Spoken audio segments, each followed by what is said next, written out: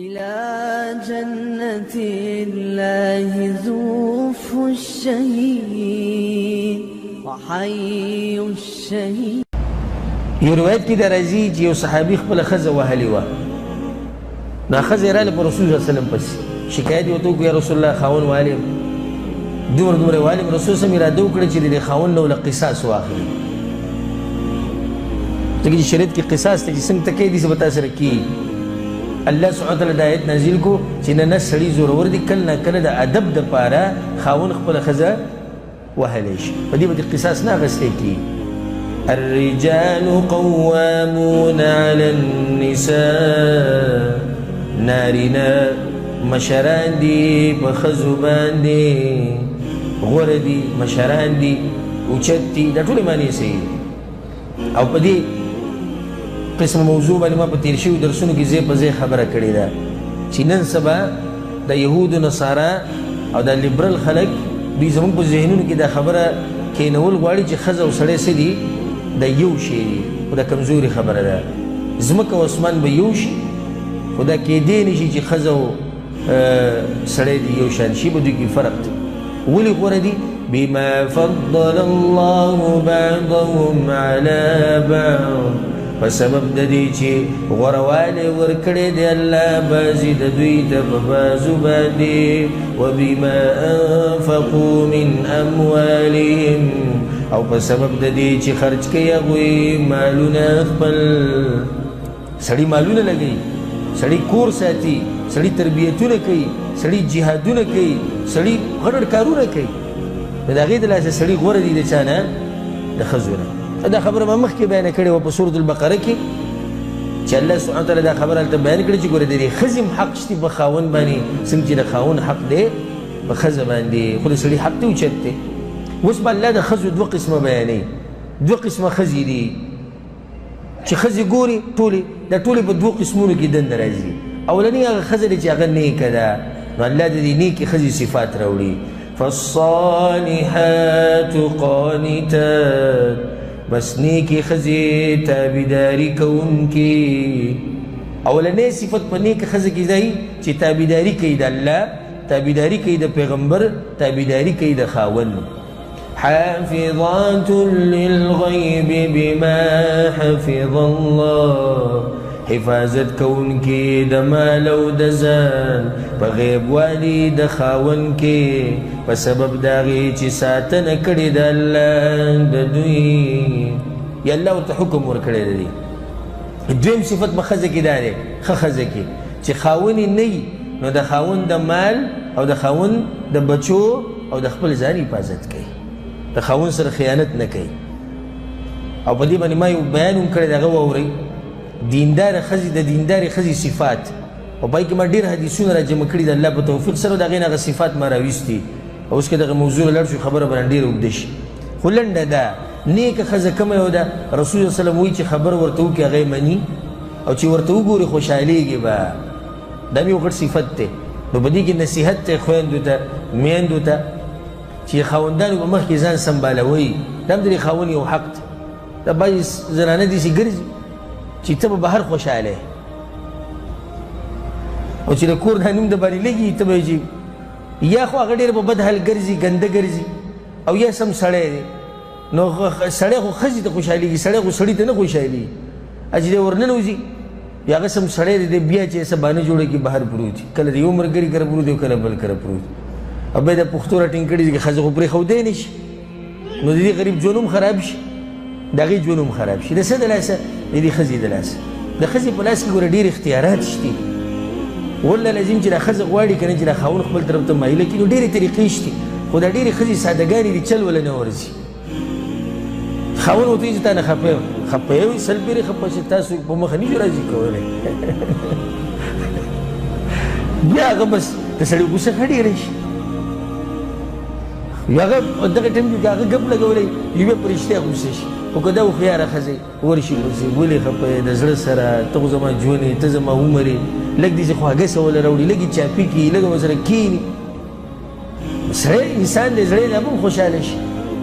نو چې څنګه هغه خبره کوي داسې ورسره دا خبرې کوي، که هغه یوه خبره کوي دا ولې دوه جوابه ورکوي. نو څه به دا خاوند په دې ښځه باندې مین شي. بله دا چې نن سبا فتنو دور دی، انټرنیټ موبایل هر څه شتي، په دې کې د دې زنانو د تصویرونه والعیاذ بالله وړي راوړي. هغه زنانو قسمه قسم لباسونه اچولي، ځان یې سنبال کړی. شیطان د دې سړي د زړه ته دا واچوي چې دا څومره ښکلې ښځې دي، او یو زمونږ هغه ده، هغه داسې ده او هغه داسې ده. نو پکار دی چې دا ښځې ځان سنبال کړي، چې ځان سنبال کړي دې خاوند ته، نو خاوند به مینه راشي. چې مینه به راشي ژوند به ورسره ښه تېرېږي. نه دا اوچته ښځه ده، رسول صلی الله علیه وسلم وایي چې ګورې ورته نو خوشحالېږي به. بله دینداره ښځه هغه ده چې ستا د بچو تربیت کوي، دا دینداره ښځه اوچته ښځه ده. ته نه که ته په کلونو هم بهر یې، نو ستا د بچو به تربیت کوي، ښه ستا د مال حفاظت کوي. دا بعضې زنانه والعیاذ بالله ته به ورته حیران شي، والله العظیم که د خاوند باندې زړه سوځي، نه د هغه په مال باندې زړه سوځي، ماله جامې، ماله سره، ماله ډوډۍ، ماله دا، ماله دغه بازار ته ځم غم خادیره، دا د کته بره دا خاوند بېخ بنیاد وباسي. دا دینداره ښځه نه ده، او دا اوچته زنانه نه ده. اوچته زنانه هغه ده چې د خاوند حالاتو ته ګوري او د هغې مطابق خبرې کوي. یو خبرې طاقتي او ورته وایي طاقت نه وایي ورته، یو خبرې ته ضرورت وي او ورته وایي چې ضرورت ورته نه وي، هغه ورته نه وایي. بل اوچت صفت په دینداره ښځه کې دی چې خاوند یې نه وي نو د خپل ځان خیال ساتي، خاوند سره خیانت نه کوي په طلایي کې، چېرته پردو سړو ته نه ګوري په غلط نظر باندې، او نه دا موقع چاله ورکوي چې څوک په دې پسې خبرې وکړي یا د دې خاوند پرې وشرمي. الله سبحانه وتعالی د اوچت صفات زموږ په زنانو کې پیدا کړي، او الله سبحانه وتعالی هغوی ته توفیق ورکړي چې په هغه لار باندې روان شي، په کومه لار باندې چې د رسول صلی الله علیه وسلم بیبیانې تللې وي. و د دې نه بعد دویم قسم ښځې دي، هغه ښځې دي چې د خاوند خبره نه مني. الله د هغوی علاج ښوولی دی، واللاتي تخافون نشوزهن، او هغه زنانه چې یریږئ تاسو د بد اخلاقۍ د هغوی نه. دویم قسم زنانه بد اخلاقه دي، لکه لږ ساعت مخکې چې مو وایي چې سړی یوه خبره کې هغه څه وکوي، ادوه کوي. که د سړي پلار غریب څه ووایي به دولت جواب ورکوي، که د سړي مور څه ووایي دولت جواب ورکوي. سم سړی د دې ښځې سره به څه کوې؟ زمونږ دا پښتانه خو دغه یو علاج دی، کوم علاج دی چاته معلوم دی؟ دغه وهل ټکول دی، لوړ دی دغه پسې روان، نه علاجونه نور شتي. د دې سره به ښځې ته ښه خرابه کړي.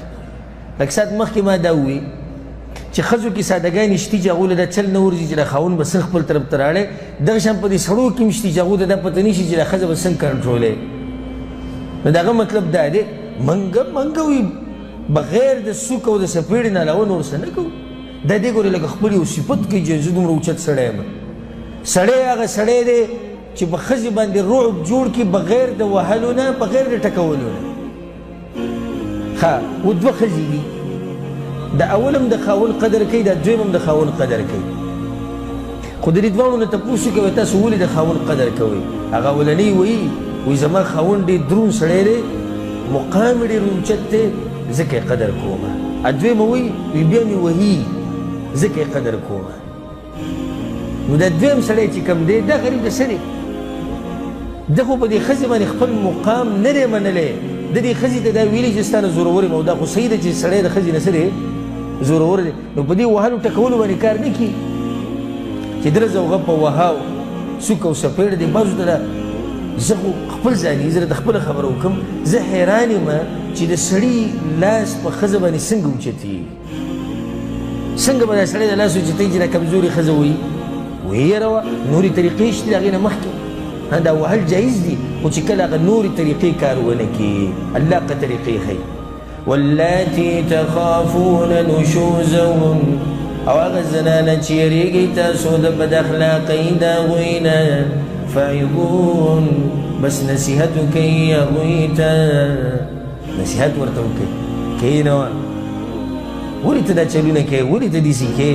د الله نه ویرېږه. اسلام احکام په ځان باندې لاګو کړه. دا ته کومې طریقې چې ته کوې ورته صحیح نه دي. زه به درنه خفه شم، ژوند به دې خراب شي. دا قسمه خبرې چې درنې ښځې ته وکړې، نو هغه ګوره په دې ډېره سخته یېرېږي دې خبرو نه چې ژوند به دې خراب شي، زه به درنه خفه شم. خپل خاوند خفګان ته نه ورکوې. ناول کار به څه وکړې؟ نصیحت وکړي. او زنانه زړه ګوره ډېر کمزوري، په زنانه باندې نصیحت اثر کوي، خو چې سړی ورته وکړي او په ښه طریقه باندې وکړي. دویمه طریقه واهجروهن فی المضاجع، او پرېږدئ هغوی په ځای د څملاستو کې. په طلایانو کې دې جدا شئ. دې کې مطلب دا نه دی ګوره چې خاوند دې په بله کمره کې پروت وي او ښځه دې په بله کې، یا خاوند دې په بل کور کې، نه، مطلب دلته دی چې په طلایي کې جدا شئ. او دا هم د درنې ښځې دپاره ډېر غټ ګزار دی چې کله خاوند ښځې ته دا ووایي چې زه به تا ته د سره نه نږدې کېږم، ځه زه تا نه خفه یم، او په زړه کې دی چې که دا راضي شي زه ورته واپس کېږم، او که دا د خپل خوی پرېږدي زه ورته واپس کېږم. یا دې په طلایي کې ورته شا کړي، مخ دې واړئ. نو دا دویم علاج شو. دریم واضربون، او وهئ هغوی.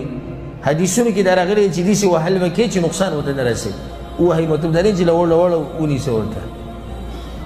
مثال کې په مسواک باندې، په یو داسې نري شي باندې دې په کمزوري شي باندې وویشته، دا پته چې دې سره دا نه خوږېږي ډېره. یا داسې پوست ځای کې دې وله ګزار ورکړو چې هغه ځای سره انسان ته نقصان نه رسي، نه په هغه ځای باندې نښې پاتې کېږي، په هېڅ خبره نه. خو دغه وهل د مخکې ورځو کې یو کس دا خبر شومه چې زمونږ یو کلیوال دی، وایي هغه د خپله ښځه ځوړندی. ما ورته وایي دا ښځه خو به د هغه نه ډېره یېرېږي. وایي نه یېرېږي ته نه، وایي چې دی ځوړندې کې او ته خاندي. دومره یې د دې والو سره عادت کړې ده، دومره عادت کړې، هغه په قص غلط کار کوي. ښځې ورته وایي بیا به دې وایي نو خو دغه طریقه ده، بیا به مې ځوړنده کړي، یا به یې دوه سوکه یا به دوه لتې وبه یې خورو. دا سختې خو راځي. د هغه د سړي عادت کړې ده، په مخه یې وایي، په مخه یې وایي، بس عادت شي. لکه یو کم سړی چې خپل بچي ډېر وایي، د ده بچي بیا دنه نه هېرېږي. نو وهل مطلب وهل داسې چې نقصان ورته نه رسوي. فإن أطعنكم، نو که خبره ومنله ستاسو، فلا تبغوا علیهن سبیلا، نو مه لټوئ په هغوی باندې لاره د ملامتیا یا د طلاق. که خبره ومنله نو بیا طلاق ته خبره مه اړوئ. ان الله کان علیا کبیرا، یقینا الله ډېر اوچت او لوی دی. سبحان الله، د الله دې خبرو نه زار شمه. په دې ځای کې دا صفت راوړو، دا په دې وایي ای سړو چېرته د ښځو سره زیاتې ونه کړي، ګوره الله د ټول نه اوچت دی، تپوس به درنه کوي. ګوره داسې نه چې ښځې سره ظلم وکړي، هسې ووایې، هسې وټکې، هسې د طلایي کې جدا شي. ان الله کان علیا کبیرا، الله بیا د ټولو نه اوچت دی، هغه به درنه بیا تپوس کوي. ته خو نن دا وې چې زه سړی یم، اکثر دا سړي چې قهر شي، زه وایي زه ستا د پلار زور وینم چې ما نه تپوس وکړي. صحیح ده چې کېدای شي د هغې پلار کمزوری، کېدای شي د هغې ورور کمزوری، یا کېدای شي هغه خوش اخلاقی، تا ته څه نه شي ویلی، درانه خلک یې. خو دا یاد ساته چې یو ورځ به راځي رب العالمین ته به ودرېږي، او ګورې هغه به درنه بیا د هرې خبرې تپوس کوي، او د هغې دپاره به جواب تیاری.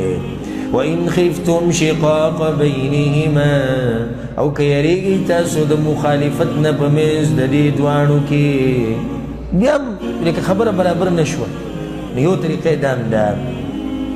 فابعثوا حکما من اهله، نو مقرر کړئ یو فیصله کوونکی د طرفه د خپلوانو د سړي نه. وحکما من اهلها، او یو فیصله کوونکی د خپلوانو د ښځې نه. هر طرف نه دي کسان راشي، مشران دي کینی. ان یریدا اصلاحا، که چېرته غواړي دوی جوړ جاړی، یوفق الله بینهما، یو ځایوالی به راولي الله په منځ د دې دواړو کې.